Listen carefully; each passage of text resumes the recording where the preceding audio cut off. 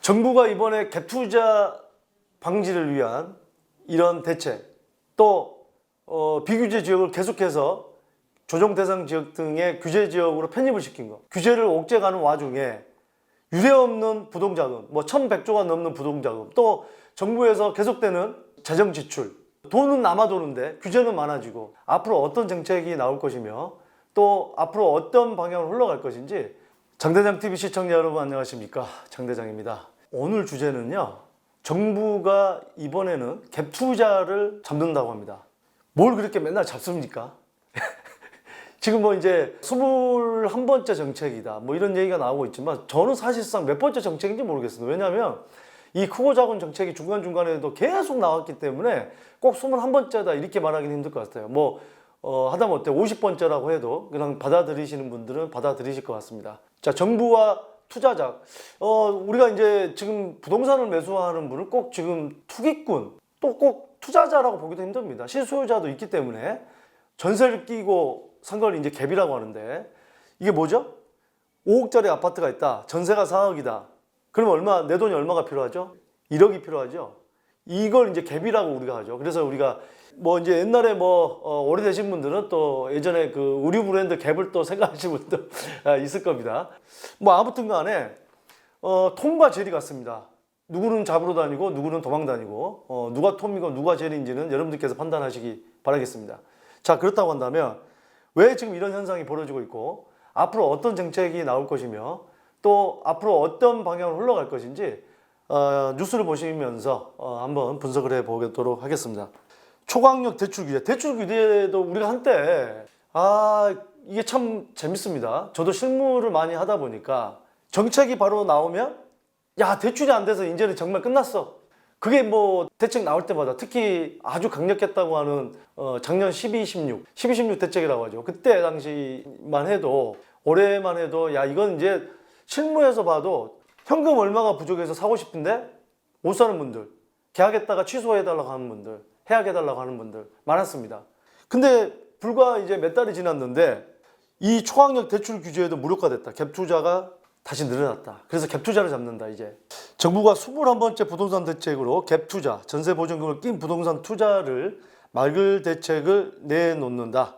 자, 2018년이죠. 9.13 대책, 작년에 12.16 대책에서 각각 다주택자와 고가 주택에 대한 초강력 규제가 나왔습니다. 어떤 대책들인지 이제 나옵니다. 이제는 아파트 쇼핑족을 겨냥한다. 전세 보증금을 낀, 사실상 다 아파트 쇼핑족이라 보기 힘듭니다. 지금 가격이 올라갈 것 같으니까 내가 나중에 들어가더라도 지금 사야 되고, 내가 사고 싶은 아파트 단지가 전세 끼인 매물밖에 없어요. 그럼 지금 사야 됩니다.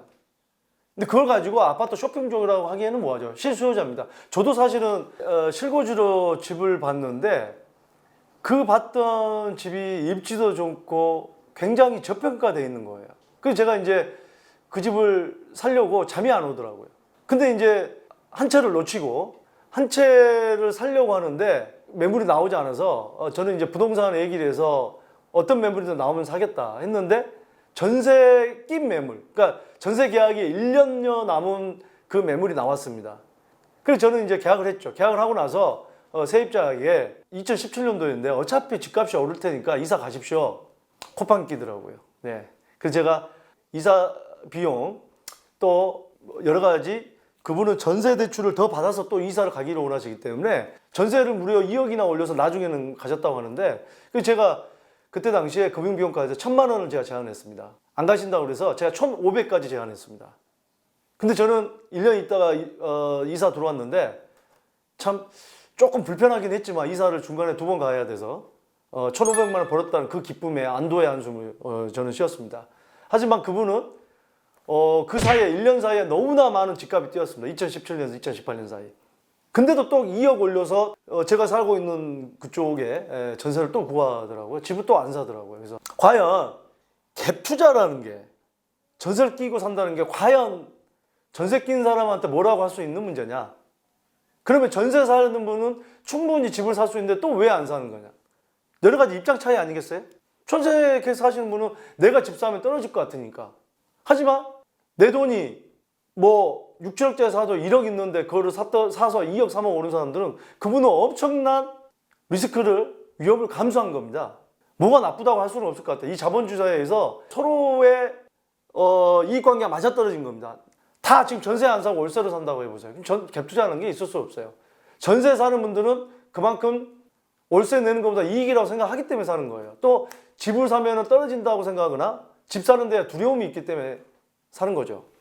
그래서 누구도 합법적인 테두리 안에서는 저는 욕할 게 아니라고 생각합니다. 우리나라 좀 이거는 제가 볼 때는 조금 고쳐야 될 부분이에요. 나랑 뭐가 안 맞으면 자꾸 욕을 하거나 공격하는 거는 제가 볼 때 전반적으로 우리 사회에서 없어져야 할 부분이라고 생각합니다. 우리가 정말 선진국으로 가기 위해서는 나와 다른 생각도 존중을 해주고, 그럼 나는 그렇게 안 하면 되잖아요. 내가 그렇게 안 하면 되잖아. 나는 그렇게 안 하면서 왜 그 사람한테 욕을 하는 건지 그건 저는 모르겠습니다. 하여튼 우리 장대장 TV 시청자 여러분들은 그런 마인드를 고쳐서, 그런 마인드 고치신 분들이 더 돈도 잘 벌고 더 잘 됩니다. 제가 볼 때는 긍정적인 마인드로 뭔가 불법을 저질러서 본인한테 피해 줬다, 그거는 욕할 수 있는 거죠. 합법적인 테두리 안에서는. 자, 12, 16 대책의 주 타깃이었던 강남 3구의 오름세까지 돌아섰다. 자, 어땠습니까? 12, 16 대책이 터지고 나서 얼마 전까지만 해도 불과 뭐 음마아파트, 잠실주공, 뭐 강남의 재건축이 2억 떨어졌다, 뭐했다, 폭락한다, 폭망한다. 그게 불과 몇 주 전까지였습니다. 몇 주 전까지. 완전히 이제 언론 뉴스 기사가 달라졌죠. 저는 사실 제가 시중위가 9억 이상 금리 떨어질 때 9억 이상 서울의 아파트가 오른다, 계속 제가 예견했었습니다. 근데 지금 다 제가 예견했던 대로 실제적으로 결과가 그렇게 돼가고 있지 않습니까? 이렇게 되는 이유는 뭐라고 생각하세요? 자, 보세요. 4월에만 34조 풀렸답니다. 역대 최대랍니다. 당군인의 최대입니다. 월간으로 해서. 지금 코로나 위기가 왔다고 해서 정부에서 뭐 지금 기본소득까지 얘기가 나오고 있습니다만, 뭐 전국민 뭐 얼마 60만 원, 또 지금 뭐 최대 150만 원까지 정부에서는 이런 어떤 여러 가지 재정 지출을 해서 코로나의 어떤 경제 위기, 실업자들, 일에 타격이 있는 분들에 대해서 당연히 뭐 이런 부분들은 또 할 수도 있는 부분이라고 생각합니다. 근데 돈들이 계속 지금 도는 거죠. 그리고 나라에서 국채를 발행해서 그 부족한 재정을 국채를 발행해서 시중에 있는 돈을 국채를 발행하면 이자율이 괜찮다고 생각하면 또 누군가는 국채를 사겠죠. 근데 그 돈을 다시 빨아들인 게 아니라 그 시중에 있는 돈 그대로 놓고 한국은행에서 찍어서 지금 공급하는 그런 방식을 계속 택했죠. 왜? 지금은 경제 위기는 굉장히 위험하다고 생각하기 때문에. 2008년 금융위기, 1998년에 IMF 때로 또 우리가 다시 재현될 수는 없다. 그때 굉장히 힘들었죠. 그때 당시에 뭐 굉장히 우리가 힘들 때 어땠습니까? 외국 자본들 들어와서 테헤란로의 건물 빌딩들을 다 먹어버렸죠. 불과 2, 3년 만에 2배로 팔고. 어쨌든 간에 이제 그러다 보니까 돈이 지금 너무 많이 도는 거예요. 그럼 거기다가 지금 누가 예금을 하고 싶은 생각이 드나요? 적금도 마찬가지죠. 금리가 지금 최저로 떨어졌는데 거의 0.5, 기준금리가 0.5%. 예, 은행 예금은 지금 금리가 없는 거예요. 주식도 이제 2100포인트까지 올라가고. 그러니까 이제는 좀 다 팔고 빠져야 될 때 아닌가 하는 생각도 들고. 부동산은 또 어쨌든 간에 화폐 가치가 떨어지니까 실물 자산 가치가 올라가는 거고. 그러다 보니까 비규제 지역까지도 엄청나게 지금 들어가는 거 아니겠어요? 자, 여기 보시면은 이런 내용들이 나옵니다. 우리가 그 M2라는 게 광의 통화량이라는 게 있습니다. 이게 이제 전반적인 뭐 여러 가지를 보는 거죠. 현금하고 예금, 뭐 수시 이출금, 예금 뭐 이런 게 있는데 우리가 그 금융권에서 보는 게 있는데 이거는 이제 큰 의미에서 통화량이라고 하는데 이게 이제 3월보다 34조 원 가까이 늘었다는 거예요. 역대 최대라 4월 달에 증가액이. 그러다 보니까 돈이 그만큼 많이 도니까 부동산으로 그만큼 흘러 들어갈 수밖에 없는 거죠. 주식이 됐든 부동산이 됐든. 자, 그래서 서울 강북과 비규제 지역이 9억 원 이하의 중저가 아파트 값이 끌어올려서 사실상 실패했다. 자, 계속 규제 지역, 비규제 지역으로 가서 조정 대상 지역 집어넣고 또 비규제 지역 가니까 조정 대상 지역 집어넣고 편입시키고. 그래서 이번에 뭐 모르겠습니다. 대전도 많이 올랐고 청주 지금 엄청나게 올랐죠. 청주가 왜 올랐습니까? 방사광 가속기가 들어서는 지역으로 선정이 돼서 엄청나게 올랐었죠. 자, 청주에 관한 말씀은 잠시 후에 구체적으로 조금 말씀드리도록 하겠습니다. 15억 초과 아파트에 대해서 주택담보를 금지됐었고, 자, 9억 이상의 LTV가 뭐 투기과열지구에서는 뭐 20%, 9억 이하는 40%, 조정대상 지역은 9억 이하는 50%, 이상은 뭐 30%. 자, 이게 제가 볼 때는 이 수치가 아마 6억, 9억 이 구간이 또 생길 수가 있습니다. 6억 이하 몇 프로, 6억, 9억 사이 몇 프로, 9억 이상 몇 프로, 15억은 안 되고, 아니면 그 비규제 지역도 대전이라든지 청주라든지 지금 뭐 군포라든지 최근에 많이 오른 지역도 조정 대상 지역으로 다 편집시킬 수 있고, 이 조정 대상 지역 안에 대출금도 6억, 9억을 또 구간을 만들어서 또 새롭게 나올 수도 있고요. 또 이 지금 이제 전세 대출에 대한 문제죠. 이게 이제 사실은 2018년 9.13 대책 때 다주택자 전세 대출 보증 제한을 만들었죠. 연소득 1억 원 이상 고소득자에 대해서 전세 대출 공적 보증 안 하기로. 그 다음에 2019년 이게 이제 이 어떤 스토리가 있는데, 2019년 작년에 12, 16 때는 시가 9억 원 이상의 주택 보유자에 대한 사적 보증까지, 공적 보증 주택금융공사뿐만이 아니고 이 서울 보증까지도 못하게 만들었습니다. 왜? 공적 보증만 하니까 다 사적 보증으로 갑니다. 그리고 전세 대출 후에 고가 주택 구입 또는 2주택 전환 시에는 대출 즉시 해소를 만들었죠. 왜? 전세 대출 받아서 또 한 채 사고 이러니까 고가 주택은 못 하겠어요. 이런 부분들을 제가 볼 때는 아예 6억 원 이하까지 통제를 한다거나 이런 방법이 나올 가능성이 큽니다. 이런 대책이. 왜 그러냐면 6억 이하, 9억 이하의 서울의 중저가 아파트, 그 다음에 비규제 지역의 6억 이하의 아파트들이 엄청나게 오르고 올랐죠. 갭투자들이 많이 가서. 그래서 이런 지금 대책이 나올 가능성이 크다는 거죠. 자, 이 통계를 보면 지난해 11월 말 기준 서울 아파트 매매 거래건 중 10건 중에 6건이 전세금을 승계한 갭투자였다. 올 들어서는 1월, 4월 갭투자 건수는 전년 대비해서 125% 급증했다. 뭐 물론 이걸 다 전세금 승계했다고 해서 투자만 했다 이렇게 보기는 아까 제가 말씀드렸죠, 힘들겠지만 어쨌든 이 통계를 지금 민감하게 생각하는 거죠. 전세보증 제한 기준을 9억 이하로 낮추거나 아예 임대소득자의 전세보증금에 세금을 매기는 방안이 갭투자 대책 테이블에 오를 가능성이 크다. 주택이 내가 세 채가 있는데 다 전세를 줬어요. 그 세 채부터 우리가 간주 임대료라고 하죠. 실제로 임대료가 없지만 이거를 간주 임대료로 정산을 해서 얼마 정도의 소득세를 내게 만드는 건데, 이게 제가 볼 때는 두 채만 가지고 있어도 간주 임대료 내게 그럴 가능성이 큽니다. 두 채만 가지고 있어도. 자, 제가 지금까지 말씀드린 여러 가지 방안 중에 그 중에 아마 나올 가능성이 큽니다. 자, 지금 갭투자 원종대에 대한 얘기가 나오는데 바로 청주입니다. 청주가 지금 난리가 났어요. 지금 보시면 청주시 매입자 거주집 아파트 거래 건수인데 거래 비중. 자, 이 지금 외지인들 서울이나 지방에 사는 이 지금 약간 노란색 계통인데 이게 작년 12월부터 외지인 비중이 갑자기 늘었어요. 그때 무슨 일이 있었죠? 무슨 일 없었습니다. 무슨 일은 5월에 생겼어요. 5월에. 이게 뭐죠? 방사광 가속기. 이게 뭐 몇만 분의 1초까지 잡아내서 많은 산업에 쓸 수가 있는 거죠. 의료라든지 뭐 원자력이라든지 뭐 여러 가지에 쓸 수 있는데, 어쨌든 이게 이제 정부에서 투자를 많이 하는 거고, 정부 차원에 투자하는 거는 변수가 별로 없잖아요. 기업들은 금방 넣었다 빠졌다 할 수가 있는데 경기가 안 좋으면.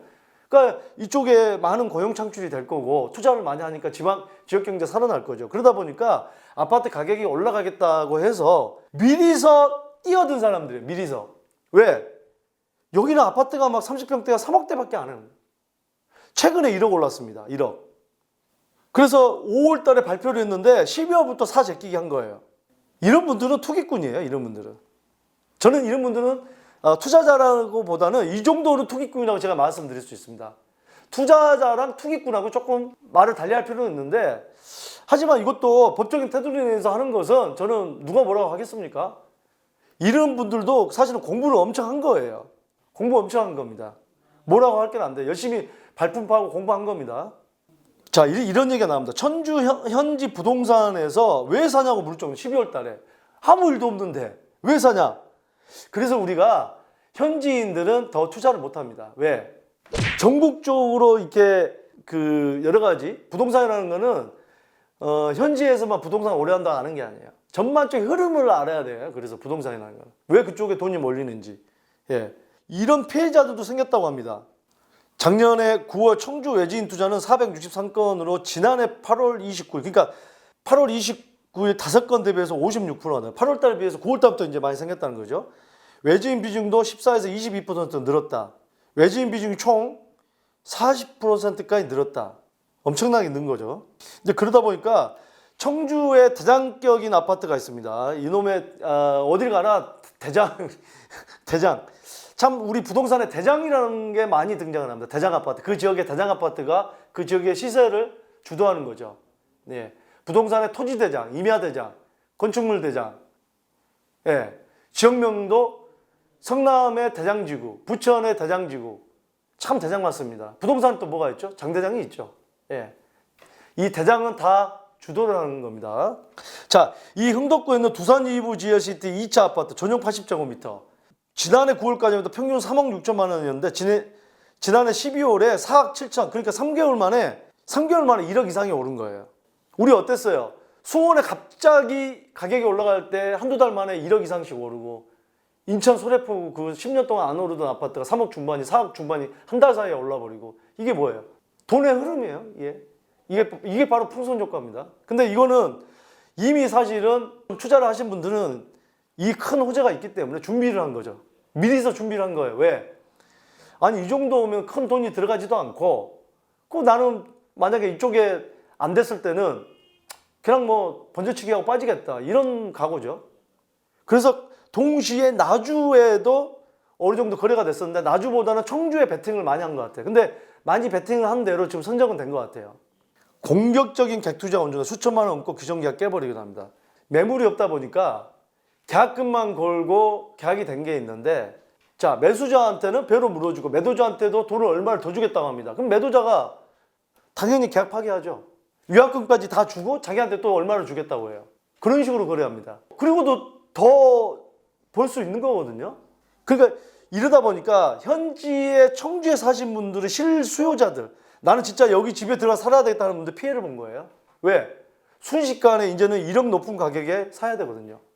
불과 한 달 사이에. 이런 피해는 주면 안 되겠죠. 이렇게까지 계약하는 거는 이건 좀 심한 겁니다. 제가 볼 때. 이거는 실수요자 보호가 돼야 돼요. 이렇게까지 아무리 그렇다고 해도 이거는 정말 실수요자가, 아니 그러면은 이분이 3억 6천 주고 살려고 한 걸 갖다가 4억 6천 7천 주고 살 수는 없잖아. 이분은 실수요자들은. 이건 좀 너무한 겁니다. 제가 봐도. 이런 피해는 가지 않아야 돼요. 우리가 투자를 하더라도. 자, 최근에 이런 경우가 있습니다. 올해 20대 갭투자가 전년 대비 3배로 급증했다. 줍줍도 젊은 층이 쓸어가. 야, 이게 20대가 지금 뭐죠? 작년에 48%였는데 올해 지금 54%. 30대도 늘었고 40대도 늘었고 50대도 늘었고 60대도 늘었고, 갭투자 전체가 늘은 거예요. 우리가 뭐 20대 분들한테 뭐라고 할 건 아닙니다. 20대라고 뭐 뭘 못하게 할 그게 있습니까? 취업도 잘 안 되고 돈은 벌어야 되겠고, 또 신혼부부들 제가 많이 상담을 하다 보면 정말 신혼부부들은 답답해합니다. 애 낳고 살아야 되는데, 안정적으로 좀 일을 하기 위해서 집이 있어야 되는데 많이들 고충을 토로합니다. 제가 볼 때는 우리 젊은 층을 위해서도 청약이라든지 이런 법규도 손질할 필요도 있고요. 자, 결국에는 지방에까지 갭투자가 몰리면서 서울 중저가 주택은 상승세다. 자, 이런 거예요. 세종시 아파트 가격이 많이 오르다 보니까 대전은 싸.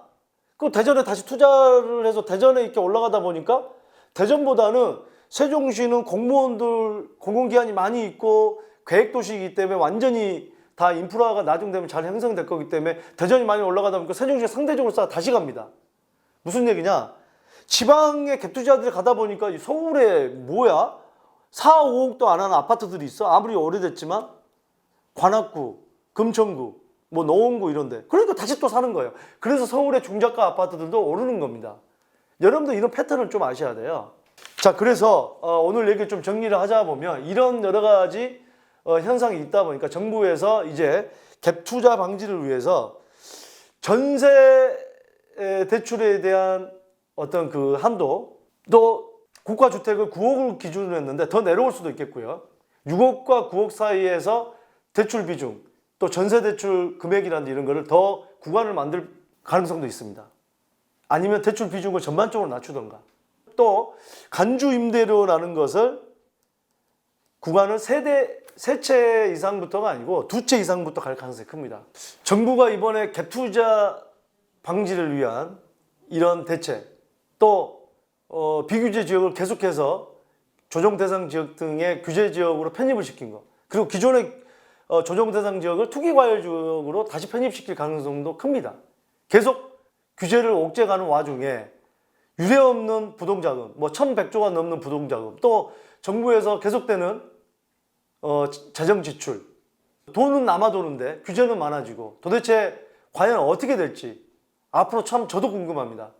하지만 모든 사람은 돈 벌고 싶은 욕구가 강한데 이 저금리 상황에서 은행에 넣어놨을 때 오히려 물가 상승률에 비해서 낮게 올라가기 때문에 손해를 보는 그런 부분이 생기고, 또 지금 여러 가지로 사업이 안 되시는 분들, 또 실업자이신 분들, 돈을 벌어야 되는데, 그러니까 시간은 많고 하니까 오히려 이 부동산이나 주식 쪽으로 계속 흘러가는데, 이런 부분들 어떻게 해결이 될지, 또 어떤 힘이 클지 계속해서 고민을 해서 여러분들에게 좋은 정보를 드리도록 하겠습니다. 감사합니다.